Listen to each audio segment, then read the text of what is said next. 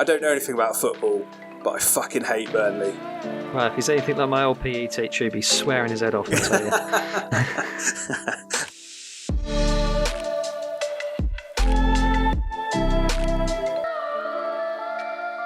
Welcome back to Lose to Win the podcast with me, Jack, and Josh. How's things, mate? How are you? Yeah, very good, thanks. Good week so far. Good. So this week, there's so much to cover. It's been a pretty busy day with some headlines breaking and some other bits and pieces. So we'll do the normal Fat Lads football run through. We'll go through some headlines, talk about the major stories within that. Obviously, tomorrow is the start of the Premier League, the long-awaited start of the Premier League. It feels like such a long time with no football over the summer. So we'll go through our predictions for that. So we want to go through the table predictions, our biggest surprises, our biggest flops, and really kind of cover those team by team. We don't want to spend too much time on it because I think a lot of people will have a similar sort of idea or a kind of a guess where people are finishing. But yeah, we want to kind of share our thoughts on that. So should we dive straight in and start with the Fat Lads football? Yes, indeed. Yeah. So this week's been an excellent week again, really, for Fat Lads football. We had 45 attend, but out of those, though, 35 of the players who weighed in lost weight this week. So a really good start. A grand total of 18.3 kilos. So that's actually 1 kilo more than last week. So that's excellent work all round and amazing. Going in the right direction. Yeah, look indeed. at that. Yes. Yeah. How strange. Yeah. It was a week of mostly, at least, close run games, both on and off the pitch. So we had the Reds beat the Whites 10-9 overall. The Greens beat the Blacks 13-12, so only one goal in both those games. And the Blues won 15-10 against the Yellows. Wow. Funnily enough, one of the biggest things about this was last man standing. So for context, last man standing is a kind of individual weight loss knockout tournament, if you can put it that way, that runs through the season, giving goals to those who remain when a certain number of remaining players have been reached, if that makes sense. So this week we were down to the final 20 players, all of whom got an additional goal for their team. Once we're down to the final 10, each player will score a goal every week that they continue to lose weight. So the goals are going to be racking up quite soon, I think. Yeah, it's a great extra incentive. As if there wasn't enough. There's so much to be won.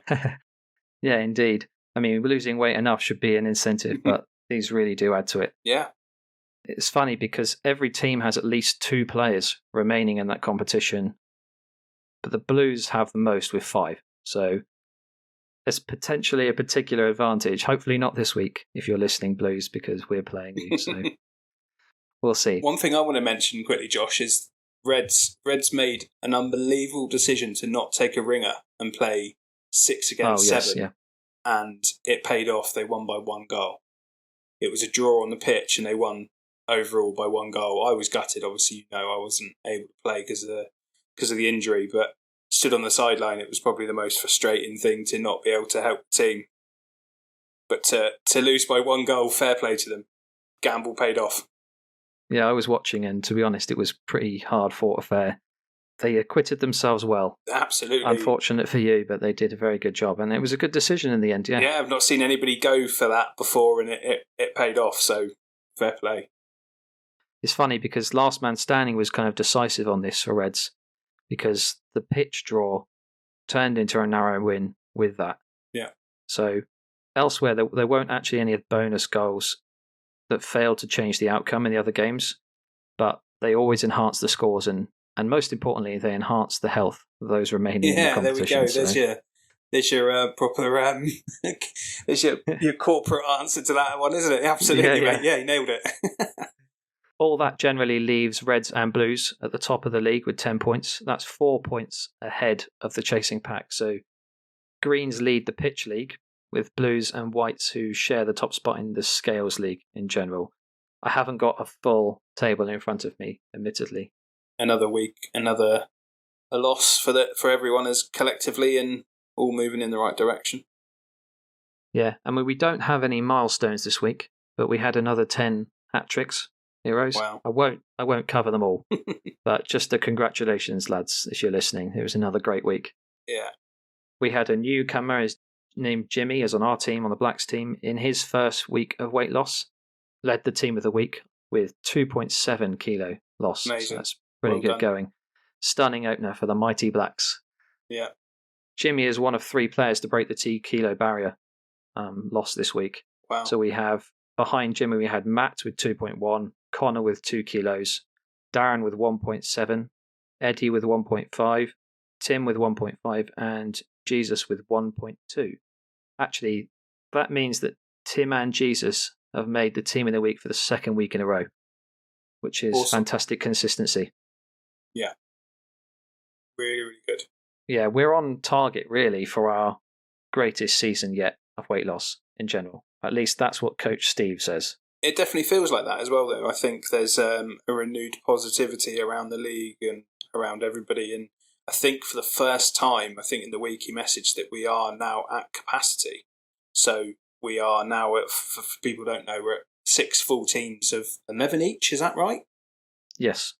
So we are pushing towards, hopefully, extending the league into 8 teams and more competition, more teams in there. Get some funky team colours in there, like pink maybe or something crazy.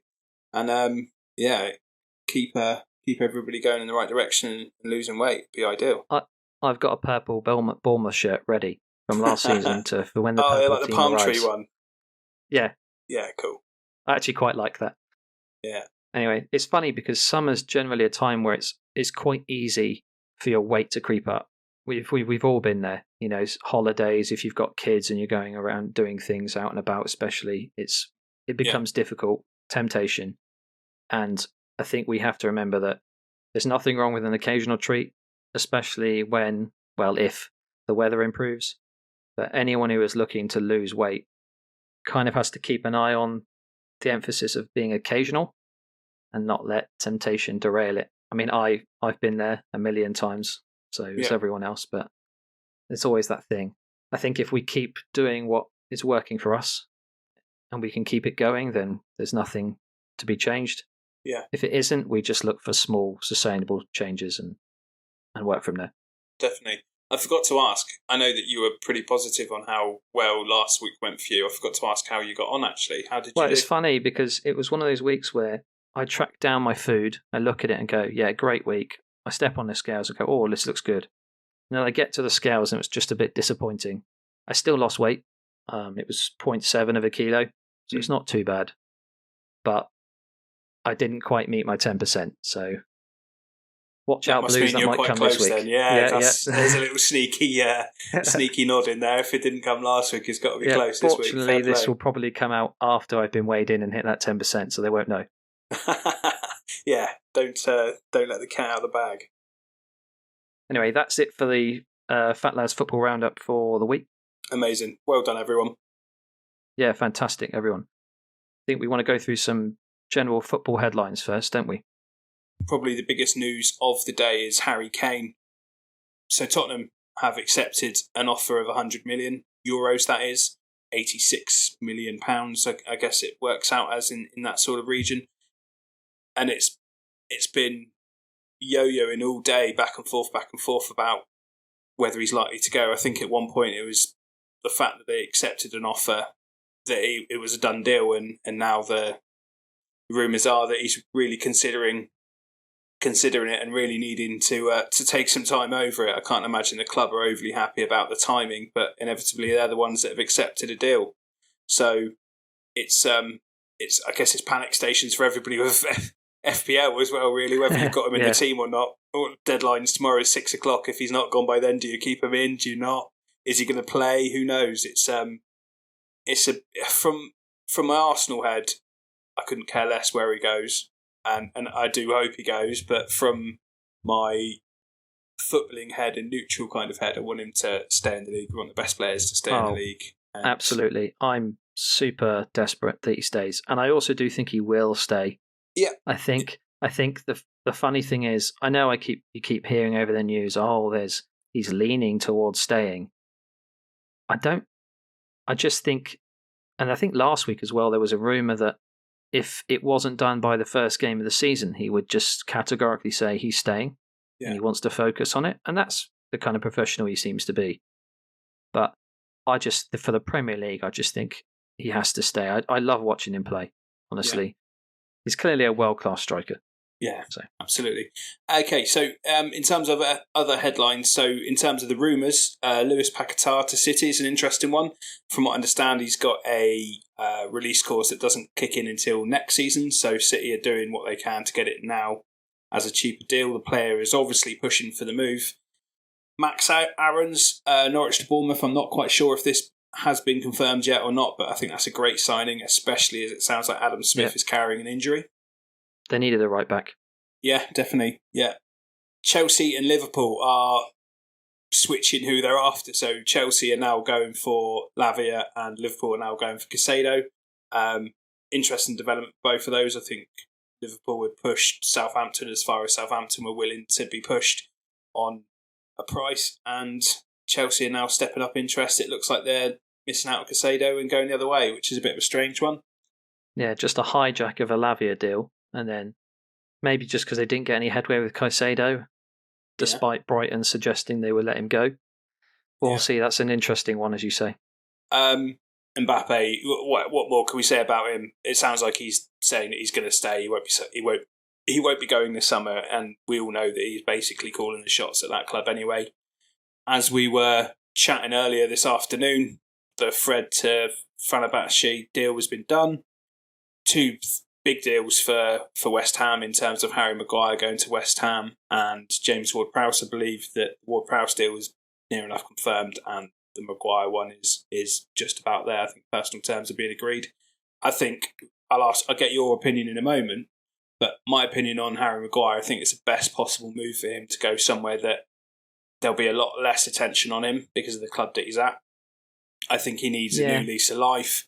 There's a player in there, and I think he gets treated relatively unfairly. And my eldest is, he 10? And he always, when he's out playing in the garden and he mucks up or something, he's always going Harry Maguire, and he's doing these silly, like shouting Harry Maguire a weird way. And there's something about him that he's turned into a bit of a meme and a bit of a joke. And I think he needs a chance to rebuild his career and actually play football. And under Ten Hag, he wasn't doing that. Well, I think it's funny because that you talk about that Maguire meme thing. I mean, even I've said it when I've been playing football. Yeah. You know, I'll make a defensive mistake and I say, "Oh yeah, Harry Maguire, School of Defending." Yeah, right. And just as a joke, but I think his deficiencies have been over exaggerated, and especially in that team with the pressure. I think, as you say, he goes to somewhere slightly different. I still think he'll be head of attention because he's just been in the limelight, all press, not just Manchester United press, England press, you name it, for years now. So I still think he's going to have that pressure. I hope he personally just doesn't feel the same pressure, because then I think you'll get the best out of him. Because he's not a bad defender. I think he just crisis of confidence in general. Excellent, bang on. And Tyler Adams to Chelsea, I think that has been here we go by Fabrizio Romano, £20 million. They don't have any central midfielders. I think they've got 2 registered, Enzo and Gallagher. So there's another one to add to it whilst they work out if they're going to have Lavia, Caicedo or both, or whatever they're doing with those. In terms of the done deals, there's a few that caught my eye that I just want to run past you and see what you think. So Matt Turner, interestingly, in a press conference today, Steve Cooper, the Nottingham Forest manager, said, "We've been chasing Matt Turner for a long time, finally got it over the line." Matt Turner instigated the move, or his team instigated the move to want to be first team football. And Arsenal were left going, if you go, we have to get somebody in. We can't be with who we've got. And the Raya deal became obvious it was going to happen. Interestingly, with the Raya deal, it's come out that it's actually a $3 million initial loan with an option to buy. It's not a obligation. So he's in a position, and Arsenal in a position that if he throws his toys out the pram after season 1 and he's not getting enough game time, or it doesn't quite work out, then $3 million for a unbelievable goalkeeper to sit on your bench for a year is chump change in nowadays football. So, don't know what you think about that one.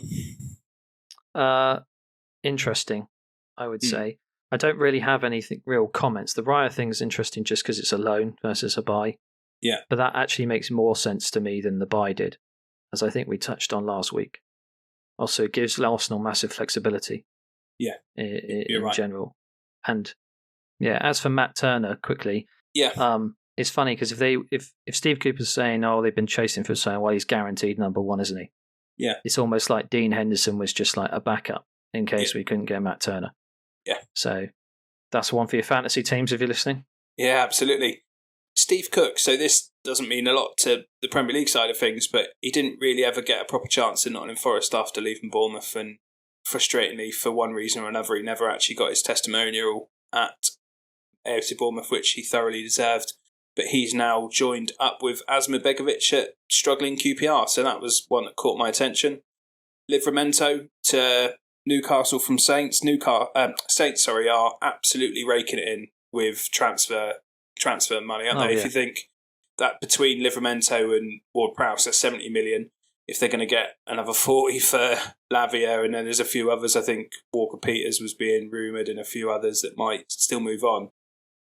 Mickey van der Ven, another Vander for Spurs to get behind after Van der Vaart, 34 million from Wolfsburg. They also signed a striker, Velez, for 13 million. Little unknown, but again, you wonder why they're signing a striker. Well, is he a backup, or is it a case of we can get someone cheap because Harry Kane's through the door? Yeah, I reckon at 13 million, again, referencing it as small amount of money in the current climate is a kind of wrong thing to do, but with footballing terms, that's relative chump change for a striker to go into a Premier League team. I think that's probably a just in case, and at least they've got somebody there. Alex Scott to Bournemouth, I think, is big news for the club. Really, really great bit of business and a really important signing for Bournemouth, especially after losing who I think was probably their most influential player in the summer in Jefferson Lerma. I think is a great signing. I love young British players getting an opportunity at Premier League level, and very much looking forward to seeing how he gets on. Lots of hype about him, and I hope he can live up to it. What do you think? Yeah, it's just really exciting, generally. I think people look... I know the English kind of talent is going to be more spotlighted in the English media, but I think everything you hear about him is generally just how good, how high his ceiling is, and how good he could potentially be. Yeah, and I think it's just and it gets you hyped as a fan, doesn't it? And as a Bournemouth fan, I'm over the moon about this because I thought they'd kind of gone cold on it. I thought, they've gone to someone else because Bristol City have given him a hard time. Yeah, and lo and behold, he's come through the door anyway, and so I just couldn't be more excited, really. I guess watch this space and see how he gets on. Indeed. So, should we move on to the Premier League predictions? Obviously, on the eve of the Premier League, some would call it Christmas Eve. It certainly feels like that for me. I do love my Premier League football. So, I think if you're happy to, we'll start from the bottom up and see where we go. So if we go team for team, if we start with your 20th, and then I'll tell you who I've got finished bottom. Sure. And we kind of work it that way if you want. Yeah. So in 20th and last, no surprise, it's, one of two teams, isn't it? I've got Sheffield United finishing bottom. I think basically they've sold all their best players. They've come up and instead of buying more players, they've sold all their best players, including to Prem rivals. Yeah. So who have you got in 20th, mate? Yeah, so I've got Luton. I guess probably the other of those two that you've mentioned. I want Luton to do well. I'm excited to see how they get on and what they do, and looking forward to those cold, wet, windy, horrible nights at Kenilworth Road. They'll turn over a few people there, but whilst it's all sunshine and happy times this time of year, I think they'll probably take a few kick-ins there, and I hope they do well, but I don't think they'll stay in the league. So in 19th, I have Luton. And I've got Sheffield United, so I think we cover both of those pretty well. Who do you have? Go on. No, I was just going to say, I just think that Luton's team spirit will probably give other teams a run for their money. Yeah. But I still think they just don't have enough quality. No. I really think that you're really only looking at one, if maybe, spot for somebody to fall into, where normally you can't guarantee out of the bottom half who's going to go down. I think you and I and everybody else that's predicted the table are thinking those two are likely to be the guaranteed guaranteed ones to drop. So I presume in 18th, you've got the same as me with Wolves. Yes, I do. Okay. I think Gary O'Neill's appointment, I'm really happy for him. The negativity I've already seen, I had a quick look on Wolves' Twitter, and again, I reference it basically every week that I know that Twitter is a cesspit for horrible people, and the horrid stuff that's written and kind of going, well, anything you can think of that's horrifically bad to say that is probably said on there is not worth repeating. I won't give them too much oxygen, but let's safe to say that he's not really going to get much backing from that team, from that home crowd, and hopefully the team can support him and do what they need to do on the pitch for him. Yeah, that's such a shame because he did a good enough job at Bournemouth last season. I think Bournemouth were an underrated squad, and there were times where the football wasn't fantastic. So as a Bournemouth fan, I think for Wolves, it's a sign of what they're expecting their season to be. Yeah. And, I mean, yeah, as you say, if the fans aren't going to help, then I just don't see them staying up in general. I like Gary O'Neill. I just don't think he and their squad has enough. Yeah, I hope Gary does well, and I hope he gets a good ovation when he comes back to Bournemouth, but I don't think they'll stick around this season. So in 17th, who have you got, Jack? I have Nottingham Forest. I think the bubble might burst with them a little bit, especially if Brennan Johnson moves on, as he keeps getting linked. What about yourself? Who have you got? So I have Fulham. Do you? Now, I know they were a good team last year, and it does sound like Mitrovic is going to stay, where I was absolutely certain he was going to leave. So that does change things. But I just think they're going to struggle. Yeah. I've got this. I like Marco Silva. I think he's a great manager. I just think that it's like that second season syndrome. I just think that they're going to be the team that suffers the most from last season. Okay. And that's why I have them down there. I think they'll be fine. And it might actually be a decent gap to relegation. But I do worry about them. Yeah.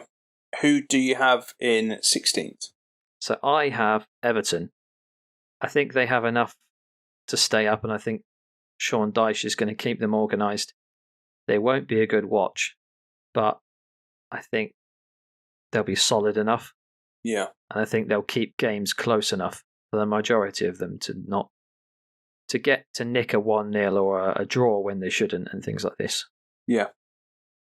So I have gone with Bournemouth, and I think... Ooh. Yeah, I know. I want them to do better than my prediction.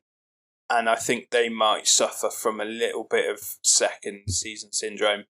I think Areola, he needs more time than he's had with the team. And I think you'll find they'll come good second half of the season. I think they're going to struggle, especially with their kind of first 5 or 6 fixtures they've got. They're going to struggle. And I think you'll see second part of the year them start to pull away from the bottom. I think you may find them towards the bottom at Christmas. I hope I'm wrong, but I think that's what will happen. That's my prediction, and I really want them to do well, and I look forward to seeing them as much as I can next season. Yeah, well, I don't feel the same, but we'll move on. So who have you got in 15th? I have Fulham, and I completely agree with what you said. Don't have to go over it too much. One thing that did shock me again today, much like the Harry Kane situation with FPL, is a lot of people scrounging now going, oh, Mitrovic might be available again for a cheap amount of money to fit into my team. And again, 6 o'clock deadline tomorrow, guys. Are you going to put him in? Are you not going to have him? That's the question, isn't it? So 15th. So I have Notts Forest. Okay. Or Nottingham Forest, I should say. Oh yeah, they don't like Notts Forest today. No. Yeah. I think they'll be fine. I think to be honest, I think they'll settle more. I think last season with so many new players, it took them ages to settle. Yeah. Their home form was great. Their away form was so poor. Worse than the league, wasn't it? Yeah, I think they'll still struggle away from home, but I think they'll pick up a few more points. Yeah. It'll be really dangerous, though, if they got relegated. I mean, the amount of money they've pumped in to staying in the Premier League is... I kind of wanted them to get relegated last season for that exact reason, to be completely honest. Well, yeah, honest. exactly. I mean, there is that sentiment, isn't there? I don't think that's the same this season. No. I think they'll be okay. Okay. So are we up to 14th? Who have you got? So I've got Burnley. Okay. I think they're the best of the promoted teams by a margin. Oh, I absolutely. think Company will struggle. I think they'll struggle in games with his style. I mean, the top teams, I think. It will also help them beat their immediate rivals. So I think they'll probably do what they should in terms of beating the teams around them and struggle against the top teams. Yeah. And they'll play a good enough amount of football. And I think Company's a good enough modern manager to keep them up. Yeah. I think we're seeing that though more and more, aren't we, with championship teams coming up? Is there's always one or two now that just you never really are worried about them going down. They're just good enough now. Yeah. So in 14th, I've got Everton for very similar situation, similar reasons as you. The fact that I think they've got lucky that there's really two definites that are going down this season, and I think the Sean Dyche situation, yeah, it's not going to be pretty football, but he knows what to do. He did it for so long with Burnley until he kind of ran out of gas there. And I think they will stick around. They need to stay in the Premier League. Every month that goes past and this stadium's being built is imperative that they stay in this league. Yeah. And so we shall see. But I think that's where they are. And funny enough, a complete flip to what you have. I've got Burnley in 13th. And again, without going over it too much, I completely agree with you. I'm excited to see how they get on. I want them to do well. I really like Vincent Kompany. Yeah. I used to hate Burnley. I used to hate watching them play. I used to hate watching them come to Bournemouth. You can guarantee that it was the worst game of the season to watch. Tarkowski would come up and throw elbows around like it was no man's business and just not enjoyable. Is it from the in-betweeners? I don't know anything about football, but I fucking hate Burnley. And it's it's so true. So true. It's funny because it's complete opposite than it was last time. Because Sean Dyche is now at Everton and Burnley have got an exciting young manager. It's like you're kind of like, oh, Everton are going to be such a poor watch and Burnley can be all exciting. And yeah. So maybe it's just Sean Dyche. Yeah. Okay, who have you got 12? So I have my 13th, by the way, just to cover it. I do have Crystal Palace. Okay. So I think they'll be pretty steady, basically. Don't see them do anything special. Don't think they need to worry too much. They might have a blip here and there, but I think they'll be fine. I think if they lose SA or Elise or both, things will change. Definitely both, but I think they'll be fine, basically. How do you think they're going without Saha? I don't think it will change that much. Maybe it was just me. Maybe I wasn't paying enough attention by either he wasn't involved that much towards the back end of the season, or I just didn't notice him. I agree. I think his influence over that team had waned quite considerably, and I think probably the right time for everybody. I don't think Palace fans are overly disappointed he's gone. I think they'd be more upset if they lost Elise or Eze. Yeah, I mean, he hasn't got. Oh no, he has got another club. He's gone to Galatasaray, is it? He has, yeah, which surprised me. I thought it was big old Saudi. Yeah. But anyway, it's probably proof that he's maybe not quite same pull as he used to have. Yeah. So my 12th is Crystal Palace as well for very similar reasons. I think Roy will do a pretty steady job. I think it's a smart decision giving it to him for one more year and kind of settle the ship and kind of build on that. Yeah. So for my 12th, I have my bias. So I have Bournemouth. I think their squad is underrated generally. I think they've made some decent signings. I think it's going to be chaotic and entertaining. And I think they'll sucker punch. I think they'll sucker punch enough teams to be comfortable. There is a bit of a worry, obviously, because of the style of play. It's very Leeds Bielsa by nature. Obviously, that could be disastrous. So I can understand why you had them 16th. Yeah. But I just have faith. What do you think Bournemouth do if Solanke goes or gets injured? Who Semenyo is, I guess, is their backup striker, and I mean they'll probably just have to play Kiefer Moore all the time, won't they? I'd be surprised if Kiefer Moore stays. Do you think he'll get the game time? Well, if they've got no choice, then he might. I think they'll probably just move one of their pacey wingers across, or put David Brooks in a false 9 or something like this. One of their 15 wingers. Yeah, they'll move him across. I think Brooksy is most likely to get that as a false 9. Yeah, definitely. Cool. Okay. So we up to 11th, I think. Indeed, yeah. Go on, fire away. So I have Brentford. I think even without Tony, they'll score goals. They'll steady, really. Nothing else to say. I think Thomas Frank will keep them a strong team. Yeah. It causes everyone issues, basically.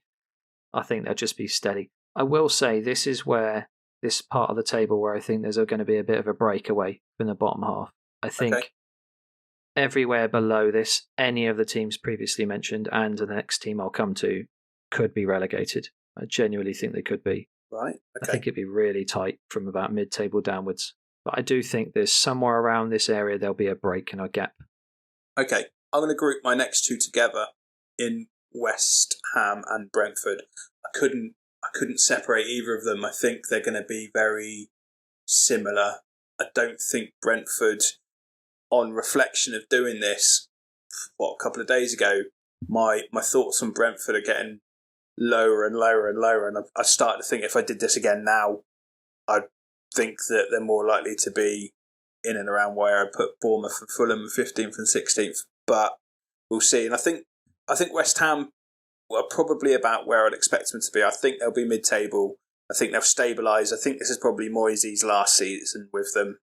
I think if he hadn't won the Conference League with them last season, he probably would have gone because they were fighting for their lives for a considerable amount of time. But the signings are smart signings. I don't think they're wasting money. And if they sell Paquetá as well for 60, 70 million, whatever City are likely to pay for him, they've got a bit of a war chest going on now, haven't they? Yeah, I mean, I have West Ham in 10th, so interchangeable there. So I think bounce back season, as you say. I think even with Europe and no Rice, I think their last season was an anomaly. Yeah. I don't think it was the norm. Maybe I'm probably too high on them, but I think their squad's quite decent. I don't think that. And then Moyes is a decent manager. He's fine. Yeah. So 9th then. I've got Brighton. Me too. I think they had an excellent season last year, but I just think with Europe, they'll struggle. With the Prem, basically. Yeah. I think there's just and I think this is probably where I probably should say this is where the biggest gap's going to be. I think it could be over 10 points between them and someone like West Ham and Brentford. Really? Yeah, I think there could be a massive gap here. I think it'd still be relatively tight near the top, in terms of this between here and, say, 5th. I think it'd be quite tight. But that's where I have them. I just think they're just going to drop off. Okay. Great team, but I just think they're going to drop.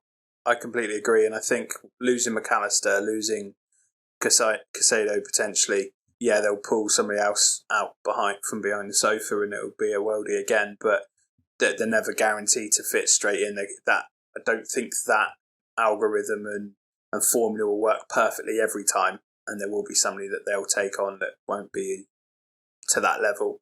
But that being said, I'd guarantee them not to be anywhere near the bottom. I think they're too good with what they'll keep this season to be anywhere near that kind of 14 downwards kind of situation.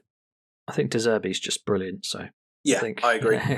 I think as I say, that's probably where you get the worldies from, isn't it? And Cisa will end up going to Man City next year for 100 million, because he'll just smash it, Is he the one that scored that worldie against him?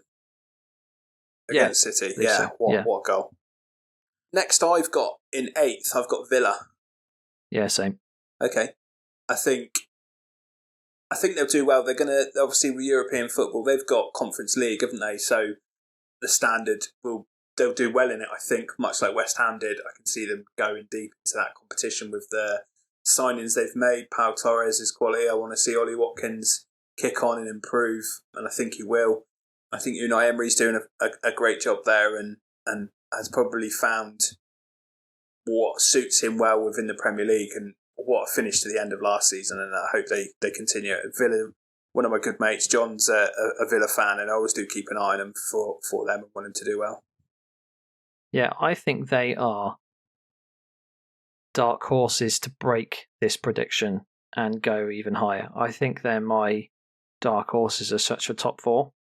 A bit like how Newcastle were last season. I think they are this season's kind of potential Newcastle who just jump up. And yeah, right. Yeah. We'll go from there. So on to 7th. We've both got Spurs, I think, haven't we? Yeah. In 7th. I think they're going to be a fantastic watch. I know you don't like me to say this, but I think they'll be really entertaining. I expect them to concede a lot, though. Yeah, do you which know is what? why I don't have them top 4. I completely agree with that. Going forward, if you look at if Kane stays, you've got Kane, Son, Richarlison, Bentancur, Kulusevski, Maddison. Or they are all absolute players. They're brilliant, and I think they'll score. But I saw some bits and pieces of their game against Barca. I think they were 2 up, and their defending's awful, and they're sticking with Eric Dyer at centre back, which just blows my mind. Yeah, well, they do have Van der Veen now, and now Van der They Ven, do, isn't it? So we'll a bit see. of bedding in time needed, but yeah, I agree. I think 7th is probably fair for them, and I think they'll consolidate this season. And I think regardless if they lose Kane or keep him, I think they'll probably sit around 7th either way. Yeah. So next, the 6th, who have you got? Newcastle United. Yeah, same here. So go on. So I think they will do well in the Champions League. There'll be a bit of surprise package for some. By the looks of it, they're changing their formation. I think they're playing 4-3-3 now. So there's a few players that are likely to miss out. So obviously taking on Harvey Barnes and Alan St-Maximin moving on. I think Isaac will play on the left, Wilson in the middle, and then when Wilson comes off around an hour, you're likely to see Isaac move into the middle and then play around with Anthony Gordon and players like that. I think they'll do well. I think the Champions League will take its toll on them, and I don't think they'll qualify automatically for it next year. The only chance of them getting it next year is winning it, I think. Yeah, I think the same. I think there's just going to be a bit of a drop. I actually think it's nothing to do with Newcastle themselves. I think they've made some good additions. I expect them to keep up the level.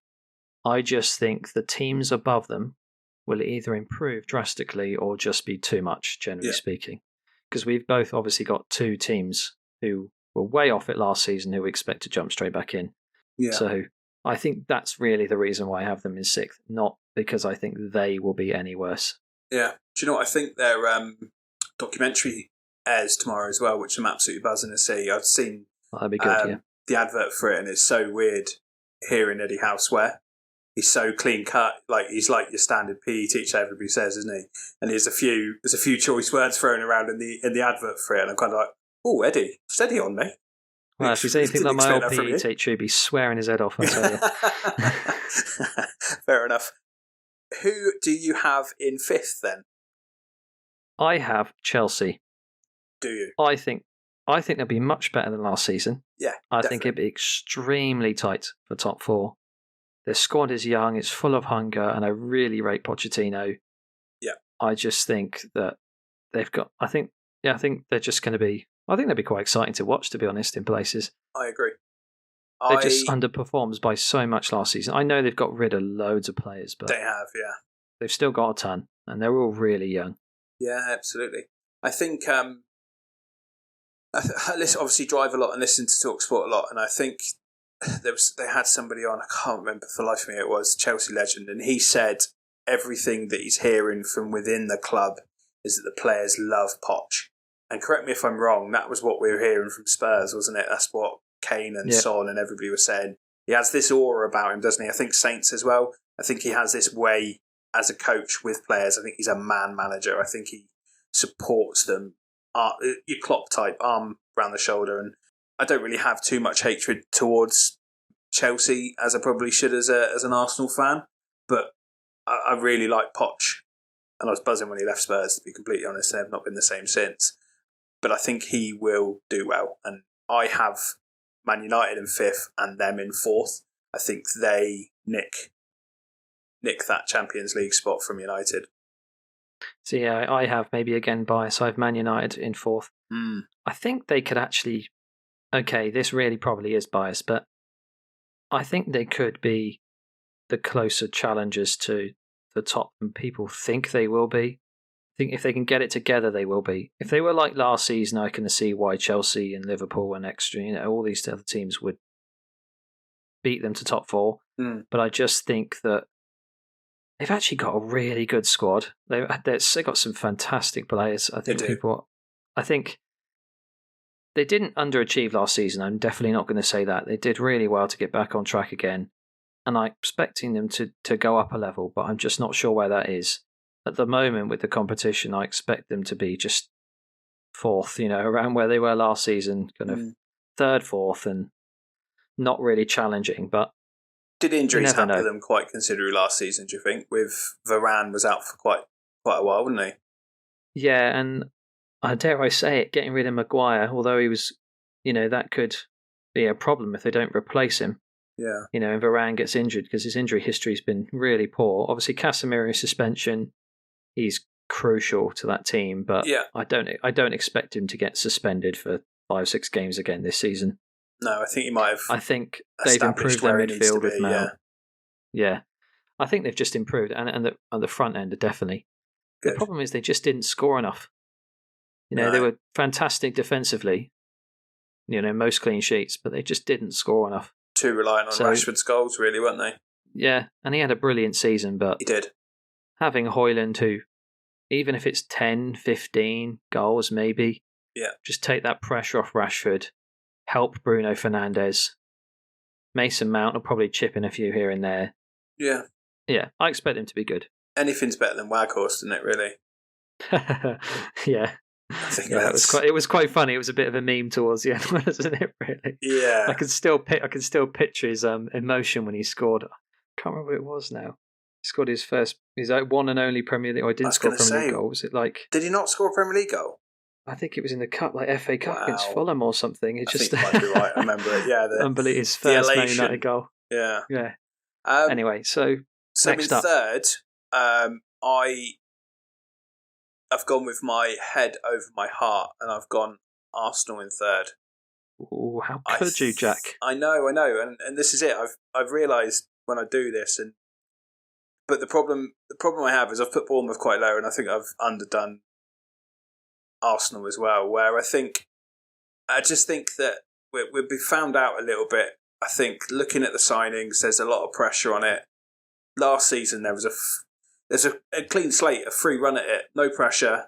Everybody was surprised how well they did, including me. I didn't expect them to do that well. You could see something building. You could see just how everything was building around the club and the atmosphere and the feeling towards the club had started to change. Your Arsenal fan TV was disappearing into the background, into the swamps where they came from, and it really made a difference. And I just think this time round, the pressure will be on, the expectation will be on, and I think it will be a tougher ride this time. And there'll be very good highs, and there'll be pretty poor lows. And I think we'll bottom out in third, and that's my gut. My head is saying third, and I'll come on to my second place in a minute. It's obvious who it is, but I'll come on to why I think they'll do well. What about you? Yeah, I've got Arsenal in third as well. Have you? I actually think they've. Okay. I actually think they've got the best squad depth in the league now. Yeah, I agree. Or at least it's close. I know Man City have now bought in. They'll probably get Paquetá in as well, and it'll be like he'll sit on the bench for another season. So I understand that, but I think their team is so exciting, so young, so vibrant. Just I actually really like watching them play. Yeah. When it's not against Man United, but I just I just don't see them challenging the two above. I think they'll run them close. Don't get me wrong. I think it'll be very close. Yeah. I actually do. I'd love more than anything to see a top 3, top 4, maybe top 5, like all have a real title shot. I don't think it will happen, but no. Mainly just because I think there'll be not a massive, but I think there'll be a decent gap from first. Yeah. It's just more maybe a challenge for second, then maybe really close between the 3 or 4 below them. Yeah. So I think we've both gone with the same team for second. So I think we've gone with Liverpool. And for my rationale behind this is that they finished very well last season. Klopp knows what he's doing. When they're firing, I love watching them play. And they are, for me, strong enough to start rebuilding or in the process of rebuilding. Whoever they go for, whoever they end up in that centre mid, they need to replace. I don't think Henderson leaves a great deal of a hole in terms of his player attributes, more of who he is and how he is around the team. Yeah. And I think it's the same. It's the same with James Milner. Yeah, Him going to absolutely. Brighton. Another one, yeah. Yeah, I just think that they'll come good, and I think it's their turn to fall into that. I hope I'm wrong, and I hope if you're not challenging for the top, and City run away and win it by 10 points, coming second or third, for me, it's neither here nor there. Do you know what I mean? If you're not, it's what I mean. If you're not first, you're last. And I think nobody has beaten City. Nobody's getting beyond City for a while. But I think Liverpool this season will come good and be a significant improvement where they finished last season. Significant. Yeah, I just think they're going to get back to their level. I've got them in second as well. I think they're just going to get back to the level they had when they were challenging. Yeah. They're just going to score so much. They'll almost be like Spurs, but better in all areas. Yeah. They'll probably leak a few goals. Probably nowhere near as many as last season. No, but I don't think so. They'll score a bunch. They'll have. I mean, I avoid them all for FPL because I have no idea who's going to play. Yeah. But other than Salah, but I reckon they'll all just chip in with bunches, and I just think they're going to be electric again. If you run through that front three options, you've got Gakpo, Jota. This off the top of my head. Nunez, Salah. Yeah. Diaz. Who else? Diaz. Yeah, Diaz. What a miss he was for the majority of last season, wasn't he? Injured? Yeah, injured. He's been brilliant as well. But it's just that feeling around that club. There's always a bit of electricity, a little bit something special. And as much as it pains me, my younger brother being a massive fan, I do want them to do well. Not want them to do well as well as Arsenal, but want them to do well. And if Arsenal aren't winning the league, I prefer Liverpool to. Yeah, I mean, don't get me wrong, my heart aches as I talk about the top two. So Man United fan. Yeah, but it's an absolute heart and a dagger. If Man United aren't going to win it, I'd rather Arsenal win it. You know, out of all potentials, I just can't see Liverpool being a poor team this season. I think they'll just be better than they were. And again, if anything, like the last few games of the last season, or the pre-season even, they'll be brilliant. But number one, I mean, can we even look past Man City? I mean, no, I don't think we can. I just don't have anything to say. I don't either. And I this is one thing I will mention is Klopp is the only other manager I would take at Arsenal. I wouldn't take Pep because I don't want to be bored stiff watching him like I am every time I watch City on TV. And yeah, they win games and they score goals, but it's so monotonous and boring. It's just so good. It's boring, if that makes sense. Yeah, but they win, isn't it? I don't think any Man City fans complaining. Well, I only know one, and you probably only know one in Scott. I think they still struggle, and I don't think they're as exciting as you'd want to. I would want them to be personally as a fan, but that's my opinion. Well, I'm hoping for a serious challenge from someone else. Yeah. I'll almost take anyone else, despite what I just said. Liverpool, fine. Yeah. Anyway, cool, this moves us on neatly to some of our predictions for.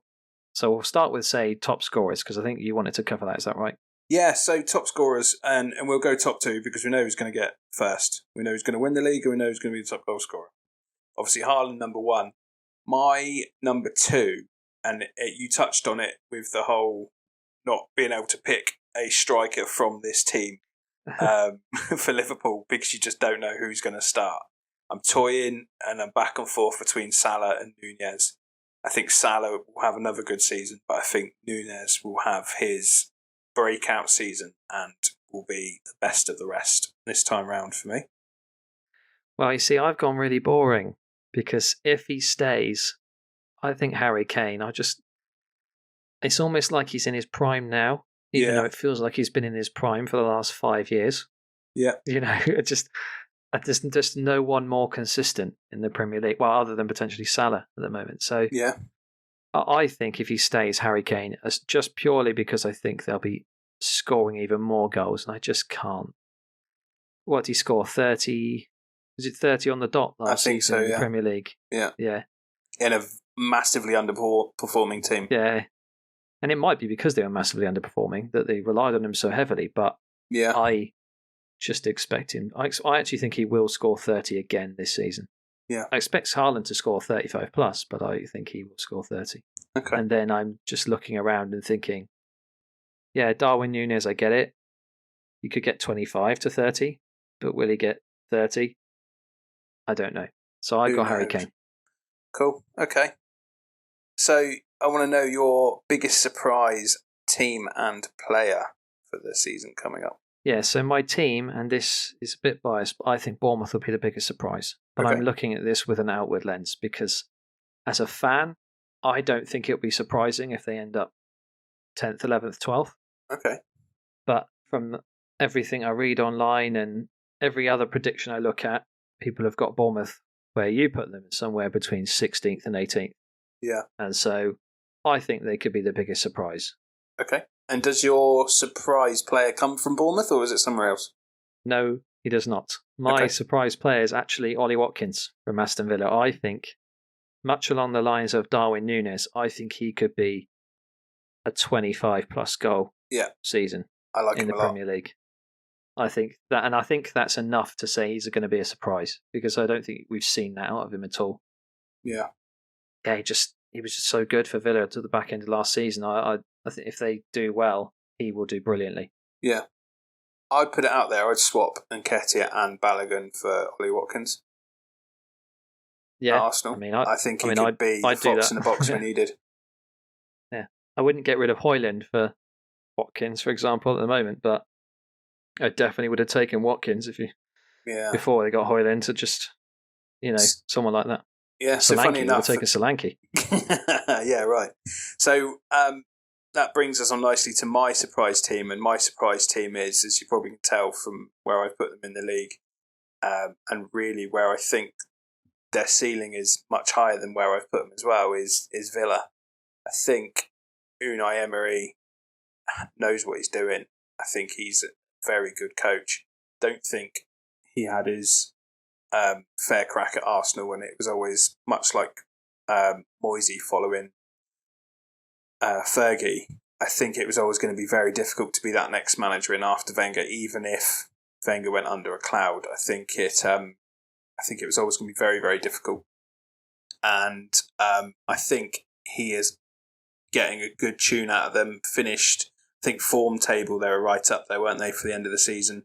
And they've only improved. I can't spend too much more time on them because we've spoken about them at length, but I think they'll do well.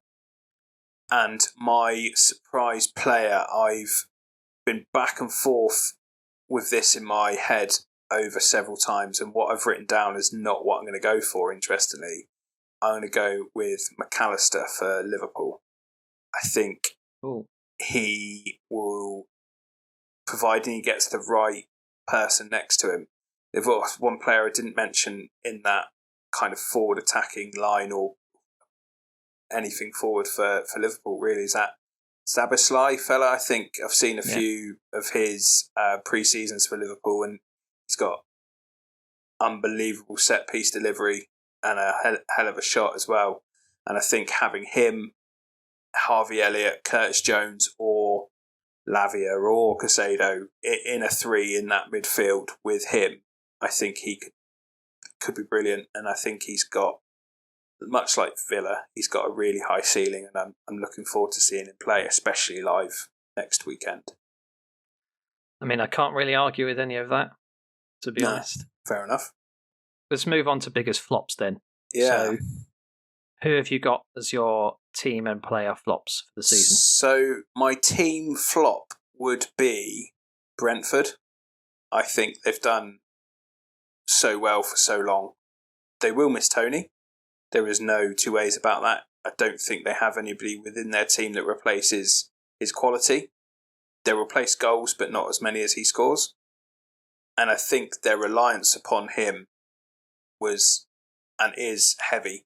And I think while he isn't available until the 17th of January, he is going to be sorely missed. And I think that's where they come unstuck. I don't know a lot about who they've brought in. I know they've done some business and by all accounts is relatively savvy business, but they're not pulling up trees. And they're a smart, sustainable team in terms of their transfer business. I just think they'll come unstuck. And my flop is, and it pains me to say it, and I really want him to do well, is Kai Havertz. And I think picking someone from your own team.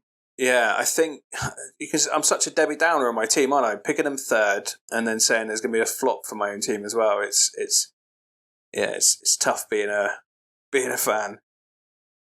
I want Kai to do well. Really want him to do well.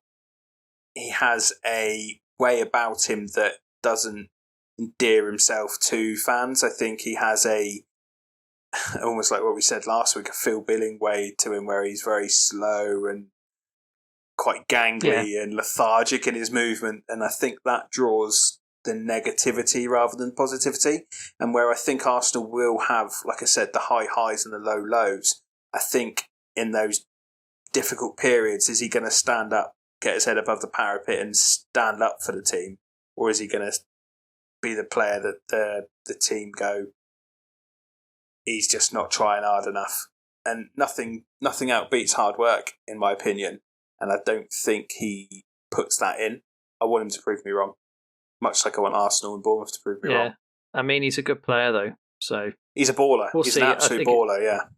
Just depends where Arteta puts him in, I think. But I understand what you're saying that. I mean, for me, my team, I've got Fulham. No real surprise based on my predictions. I just think, even with Mitrovic, they're just going to...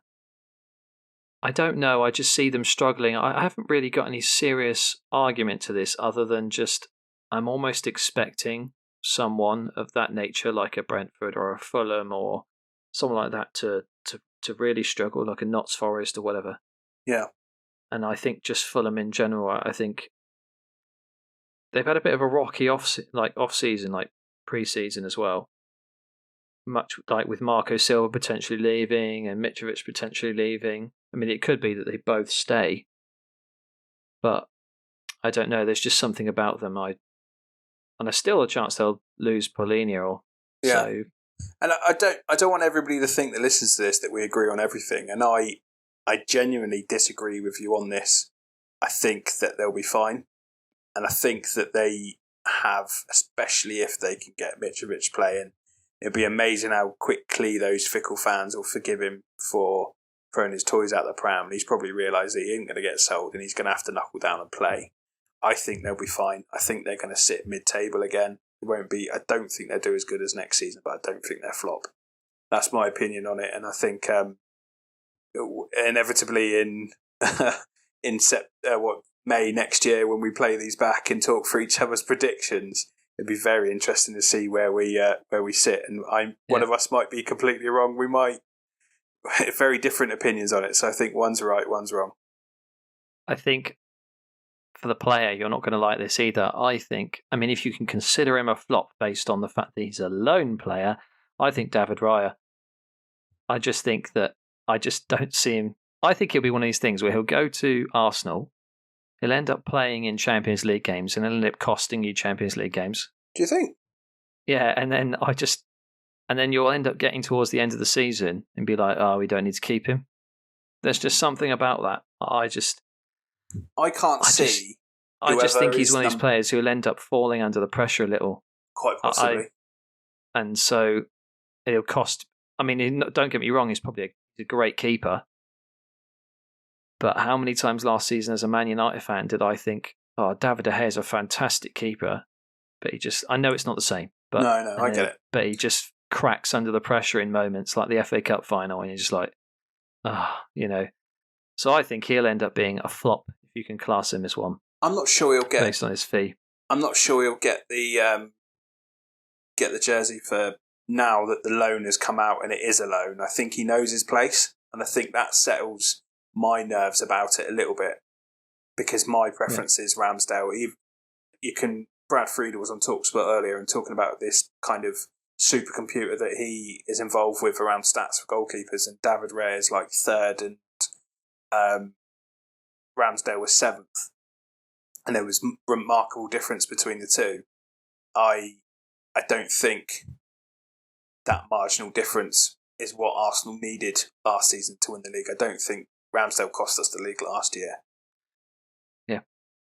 Anyway, Awesome. I think that's it for today. I think we don't have anything else to cover. No. I would cover some fantasy football, but truthfully, this will come out after the deadline, and there is... Your time is done. Good luck Indeed. to everyone. Yeah. Lots of big decisions to be made. Yeah, let's see how it goes. Thank you, everybody, for listening. Thank you, Josh, for your time. And I hope everybody's enjoying it. Please make sure you like, share and subscribe. And we will be getting some interviews on once the season kicks off and there's less of hectic talk around transfers. Everything settles down a little bit. So watch your space, and thank you very much for listening. Thank you very much. Cheers.